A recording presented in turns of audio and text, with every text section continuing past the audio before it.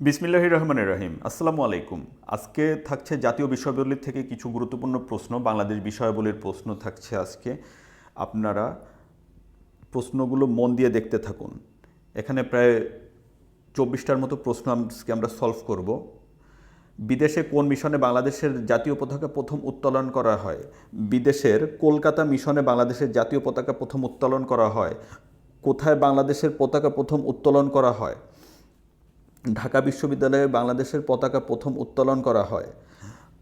বাংলাদেশের গণঅভ্যুত্থান দিবস কবে পালিত হয়? বাংলাদেশের গণঅভ্যুত্থান দিবস পালিত হয় 24 জানুয়ারি।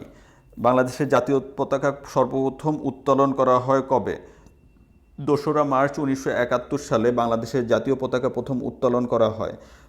বাংলাদেশের সর্বোচ্চ শহীদ মিনার কোথায় অবস্থিত? বাংলাদেশের সর্বোচ্চ শহীদ মিনার অবস্থিত হচ্ছে জাহাঙ্গীরনগর বিশ্ববিদ্যালয়ে। জাতীয় স্মৃতিসৌধের উচ্চতা কত? জাতীয় স্মৃতিসৌধের উচ্চতা হচ্ছে 46.5 মিটার। বাংলাদেশের জাতীয় সঙ্গীতের ইংরাজি অনুবাদককে? বাংলাদেশের জাতীয় সঙ্গীতের ইংরাজি অনুবাদক ছিলেন হচ্ছে সৈয়দ আলী আহসান। বাংলাদেশের রাষ্ট্রীয় লোগোটি ডিজাইন করেন কে?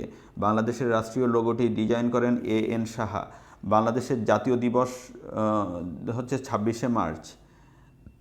জাতীয় স্মৃতিসৌধের ফলকের সংখ্যা কয়টি? জাতীয় স্মৃতিসৌধের ফলকের সংখ্যা হচ্ছে 7টি। জাতীয় স্মৃতিসৌধের স্থপতি কে? জাতীয় স্মৃতিসৌধের স্থপতি ছিলেন সৈয়দ মাইনুল হোসেন। জাতীয় পতাকা বিধি কবে চালু করা হয়? জাতীয় পতাকা বিধি চালু করা হয় 1972 সালে। বাংলাদেশের শ্রেষ্ঠ স্থপতি কে? বাংলাদেশের শ্রেষ্ঠ স্থপতি হচ্ছেন F.R. খান। এশিয়ার বৃহত্তম গ্রাম কোনটি? এশিয়ার বৃহত্তম গ্রাম হচ্ছে বানিয়াচং। বাংলাদেশের জাতীয় পতাকার সাথে মিল আছে কোন দেশের জাতীয় পতাকার?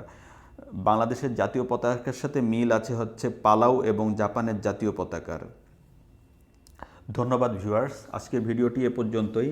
আমাদের ভিডিওগুলো যদি আপনাদের ভালো লেগে থাকে তাহলে আমার চ্যানেলটি সাবস্ক্রাইব করুন এবং নতুন নতুন ভিডিওর আপডেট পেতে পাশে থাকা বেল আইকনটি প্রেস করুন।